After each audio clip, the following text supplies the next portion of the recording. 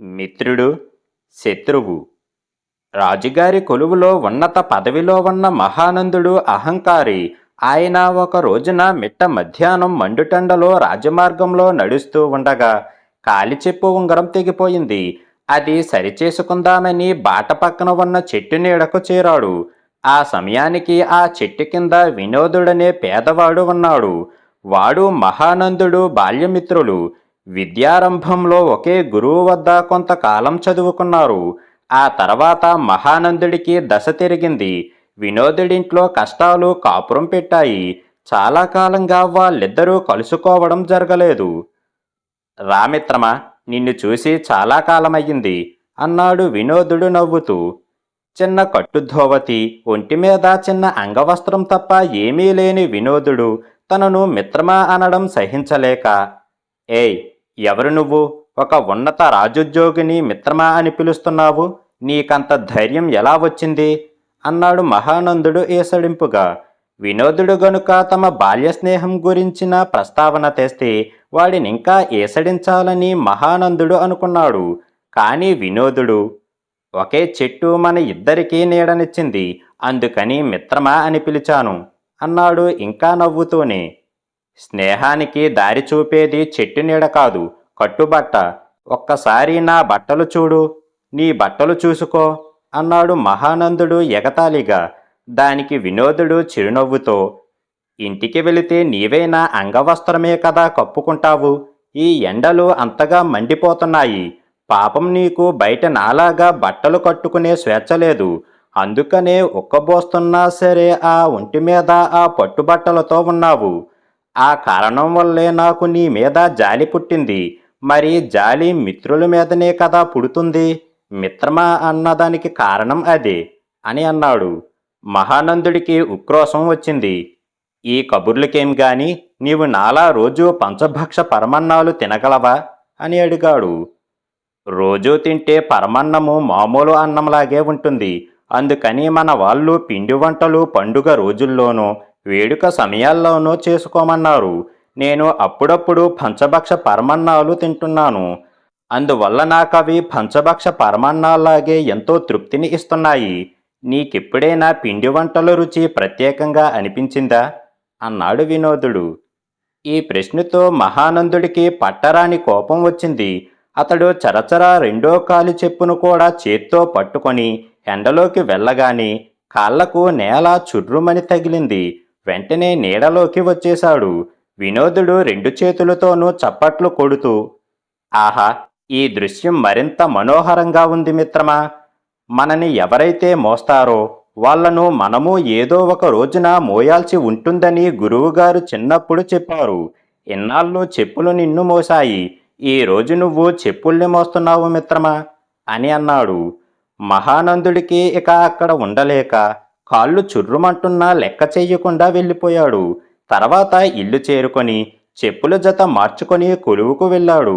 అక్కడ రాజగుప్తుడు కనబడి, మిత్రమా, ఈ రోజెంతో సుదినం అన్నాడు సంతోషంగా. ఈ రాజగుప్తుడు కూడా మహానందుడి బాల్యమిత్రుడు. వారిద్దరూ వినోదుడితో కలిసి మొదట్లో ఒకే గురువు వద్ద చదువుకున్నారు.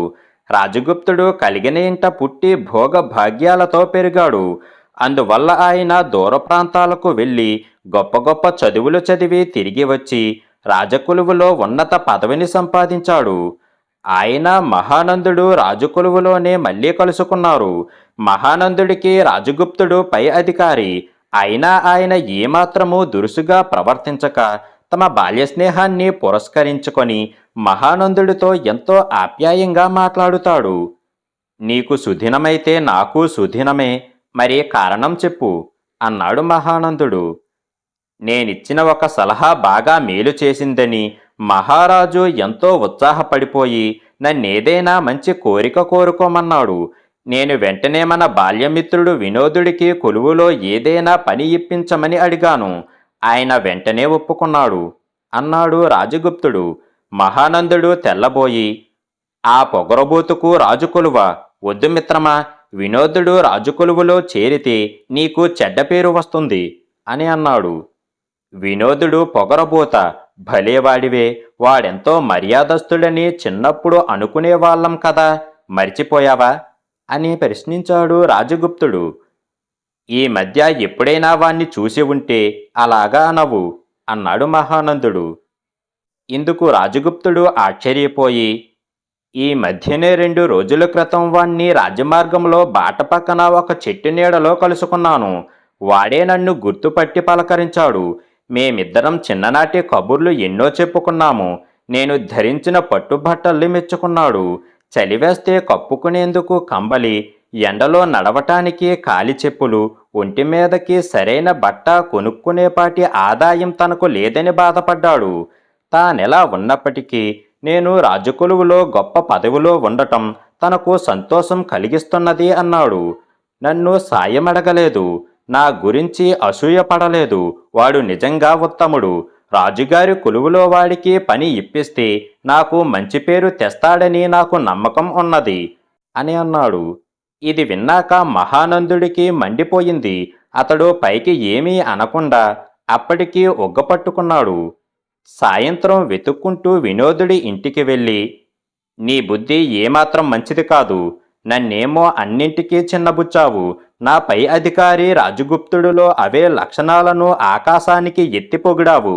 ఇలాంటి వాడివనే పెద్దమ్మ నీ ఇంట్లో తిష్టవేసి కూర్చున్నది అంటూ వినోదుణ్ణి నానా మాటలు అన్నాడు. వినోదుడు అతన్ని పూర్తిగా మాట్లాడనిచ్చి, నేను రాజగుప్తుణ్ణి మిత్రమా అనగానే వాడు నన్ను మిత్రుడిగా గుర్తించాడు. నా మిత్రుడు గొప్పగా ఉంటే నాకు సంతోషం. నేను వాణ్ణి చూసి గర్వపడ్డాను. నేను నిన్ను మిత్రమా అని పిలిచాను. నువ్వు నన్ను శత్రువులా ఏసడించావు. నా శత్రువును చిన్నబుచ్చడమే నాకు సంతోషం. నా ప్రవర్తన మానవ సహజంగానే ఉన్నది కదా అని అన్నాడు. అదేం కాదు, రాజగుప్తుడు నాకంటే పై అధికారి కాబట్టి వాణ్ణి మంచి చేసుకోవాలి అనుకున్నావు. అందుకే వాడిప్పుడు నీకు రాజుకొలువులో మంచి పని ఇప్పించబోతున్నాడు అన్నాడు మహానందుడు. వినోదుడికి ఈ విషయం తెలియదు. అందువల్ల ముందు ఆశ్చర్యపడ్డాడు. తర్వాత నెమ్మదిగా, నా పరిస్థితి చూసి జాలిపడి అడగకుండా సాయపడాలి అనుకున్నాడు రాజగుప్తుడు. వాడు నేను ఊహించిన దానికంటే గొప్పవాడు అని అతడి మాట పూర్తి చెయ్యకముందే రాజగుప్తుడు గుమ్మంలో నుంచి లోపలికి అడుగు పెడుతూ, మీ మాటలన్నీ విన్నాను. బాల్యమిత్రుడికి మేలు జరుగుతూ ఉంటే చూసి సంతోషించడానికి బదులు పనిగట్టుకొని నిందించటానికి వచ్చావు. ఇది చెయ్యకూడని పని అని నీకు సిగ్గు కలగడం లేదా అని ప్రశ్నించాడు మహానందుణ్ణి. అప్పటికి మహానందుడికి తనలోని నైత్యం లోపం తెలిసి వచ్చాయి. ఆ రోజు నుంచి అతడు తన అహంకారాన్ని విడనాడే ప్రయత్నం చేసి త్వరలోనే తన మిత్రులకే కాక శత్రువులకు కూడా మిత్రుడిలా ప్రవర్తించసాగాడు. దానగుణం. రాజానగరంలో రామభద్రుడనే ధనవంతుడు ఉండేవాడు. ఆయనకు ధనంతో పాటు భగవంతుడు దానగుణం కూడా ఇచ్చాడు. ఆయనలో విపరీతమైన జాలిగుణం ఉండేది. ఎదుటివాడు కష్టాల్లో ఉన్నాడంటే చాలు, చేతికి ఎముక లేదన్నట్టు దానం చేసేవాడు.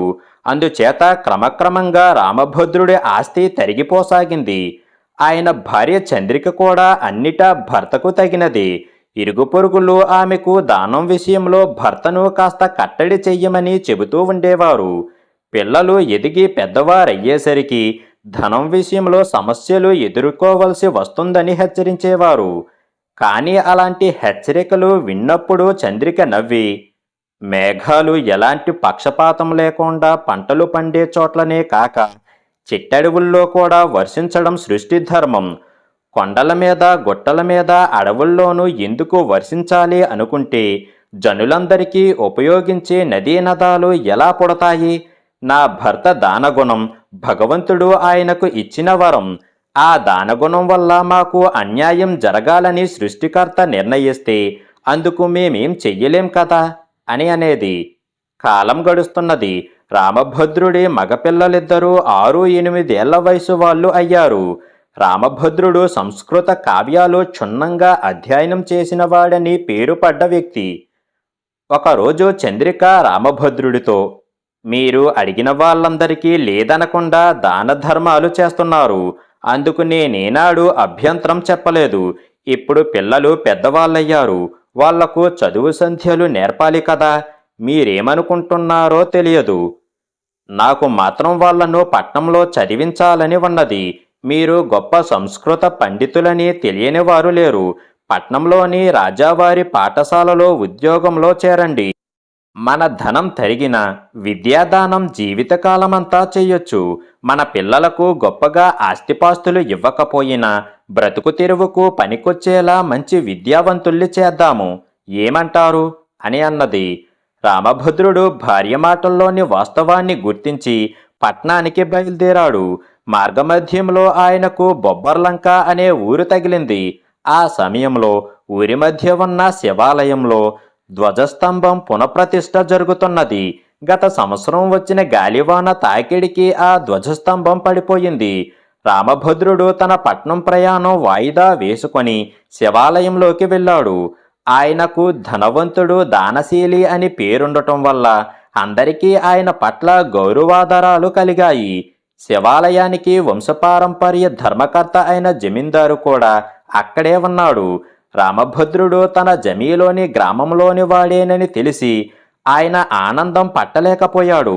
ఆ తర్వాత మాటల సందర్భంలో సంస్కృతంలో మంచి పండితుడైన రామభద్రుడు పట్నంలోని తన పాఠశాలలో ఉద్యోగం చెయ్యడానికి ఇష్టపడటము ఆయనకు మరింత ఆనందం కలిగించింది. జమీందారు రామభద్రుడితో, మీరు హడావిడిగా ఇప్పుడే పట్నం వెళ్ళవలసినంత అవసరమేం లేదు. మీ వీలు చూసుకొని ఉద్యోగంలో చేరండి అని అన్నాడు. ఆ మాటలకు రామభద్రుడు చాలా సంతోషించి శివుడికి అభిషేకం పూజలు చేయించి అర్చకులకు ఘనంగా కానుకలిచ్చి తమ గ్రామానికి తిరిగి వచ్చాడు. ఆయన భార్య చంద్రికతో జరిగిన సంగతి చెప్పాడు. తమకు భగవంతుడే సాయం చేస్తున్నాడని ఆమె పొంగిపోయింది. అయితే రామభద్రుడికి మాత్రం ఉన్న ఊరు వదిలి పట్నం పోవాలంటే బెంగ కలగసాగింది. ఎవరు ఏదడిగినా ఇచ్చే తాను భార్య ఉద్యోగం చెయ్యమన్న కోరికను కాదనలేకపోయాడు. అందుచేత వ్యాకులమైన మనసుతో సాయంకాలం వేళ దాపులనున్న ఏటిగట్టుకు బయలుదేరాడు. ఏటిగట్టు ఒడ్డున రావి చెట్టు కింద గ్రామదేవత ఓడలమ్మ గుడి ఉన్నది. ఆ గుడి ముందు పొరుగురు నుంచి వచ్చిన యువకుడు ఒకడు నిలబడి, తల్లి, ఇదేం అపచారం అనుకోను. నువ్వు రాయివే అయినప్పటికీ నీకొక పేరు తగిలించేసరికి దేవతవై కూర్చున్నావు. చదువుకున్నాను, అయినా నాకేమీ వీలవలేదు. ఉద్యోగం వస్తుందని ఆశపడ్డాను. కానీ మనుషుల బ్రతుకులు సర్వం పోటీ పందాలమయం అయ్యింది. ఎవరో రామభద్రుడట ఈ ఊరు నుంచి పట్నం వచ్చి రాజావారి పాఠశాలలో ఉపాధ్యాయుడిగా చేరుతాడట. దయవుంచి ఆయన మనసు మార్చి పట్నం రాకుండా చూడు తల్లి. ఆయనను కలుసుకొని ఈ మాట చెప్పే ముందు మా ఊళ్ళో వాళ్ళందరూ నీకు మొక్కుకోమన్నారు అంటూ నమస్కరించాడు. కొంత దూరాన ఉండి ఆ యువకుడి మాటలు విన్న రామభద్రుడు అతన్ని సమీపించి వివరాలు అడిగాడు. ఆ యువకుడి పేరు కూర్మారావు. సంస్కృతాంధ్రాలు బాగా చదివాడు. పట్నంలో రాజావారి పాఠశాలలో ఉద్యోగానికి ఎంపిక అవ్వవలసి ఉన్నది. అయితే ఈలోగా ఆ ఉద్యోగం రామభద్రుడనే ఆయనకు ఇస్తున్నానని జమీందారు అన్నారట. అందుచేత కూర్మారావును ఉద్యోగంలో చేర్చుకోవటం సాధ్యపడదని ప్రధానోపాధ్యాయుడు చెప్పాడు. అయితే ఒక 6 నెలల పాటు రామభద్రుడు సెలవు పెట్టి ఉద్యోగంలో చేరకుండా ఉంటే కూర్మారావును తాత్కాలిక పద్ధతి మీద తీసుకొని ఆయన తిరిగి వచ్చినాక కూడా ఉద్యోగంలో కొనసాగేలా జమీందారు గారి వద్ద ప్రయత్నించవచ్చునని ప్రధానోపాధ్యాయుడు సలహా ఇచ్చాడు. కూర్మారావు చెప్పినదంతా విని రామభద్రుడు జాలిపడి కూర్మారావుకు సాయం చెయ్యాలి అనుకున్నాడు. ఆయన కూర్మారావును వెంటబెట్టుకొని పట్నం వెళ్ళి ప్రధానోపాధ్యాయుడితో తాను 6 నెలల తర్వాత ఉద్యోగంలో చేరదలుచుకున్నానని చెప్పి తనకు రానున్న ఉద్యోగంలో కూర్మారావును ప్రవేశపెట్టాడు. తర్వాత రామభద్రుడు ఇంటికి తిరిగి వచ్చి భార్యకు జరిగింది చెప్పాడు. చంద్రిక మొట్టమొదటిసారిగా తన దాంపత్య జీవితంలో భర్తను తప్పుపడుతూ, తణుకుమాలిన ధర్మము చేటుకు దారితీస్తుంది. 6 నెలల కాలంలో అనుకోని ఎన్నో మార్పులు జరగవచ్చు కదా. అన్నింటికీ భగవంతుడి మీదే భారం అనుకోవటం సమంజసమా అని బాధపడింది. ఊరి వాళ్లకు సంగతి తెలిసింది. 6 నెలలు గడిచాక రామభద్రుడు ఊరు విడిచి పట్నంలో ఉద్యోగం చేసేందుకు వెళ్ళటానికి వాళ్ళు అభ్యంతరం చెప్పారు. రామభద్రుణ్ణి ఒక పాఠశాల ప్రారంభించమని ఒత్తిడి చేశారు. రామభద్రుడు బాగా ఆలోచించి తన పొలంలోనే ఒక వైపున పాఠశాల కోసం ఒక అందమైన భవనం కట్టించారు. ఇద్దరు సహాయకులను నియమించుకొని పాఠశాల ప్రారంభించాడు. ఒక నెల గడిచి గడవకుండానే రాజానగరంలో కొత్తగా ప్రారంభమైన పాఠశాల గురించి జమీందారుకు తెలిసింది. ఆయన ఆగ్రహించి దివానుతో, ఈ రామభద్రుడు మంచి పండితుడని, దానగుణం కలవాడని విని పట్నంలో మన పాఠశాలలో ఉద్యోగంలో చేరమని చెప్పాను. ఆయన అలా చేరకపోగా మనకు పోటీగా పాఠశాల నడుపు చూస్తున్నాడు. వెళ్ళి సంగతి సందర్భాలు తెలుసుకొని రండి అని చెప్పాడు.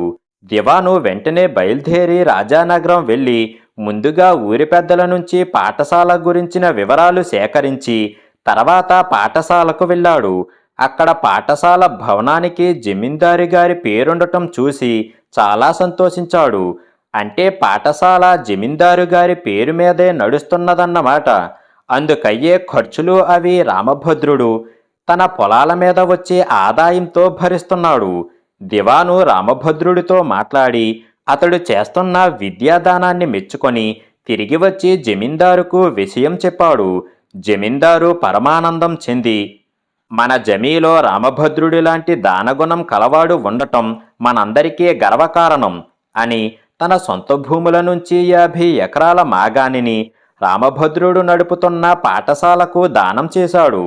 అంతేకాకుండా రామభద్రుడి పిల్లలిద్దరూ తమ దివాణంలోనే ఉంటూ పట్నంలో పై చదువులు చదివే అవకాశం కూడా జమీందారు కల్పించాడు.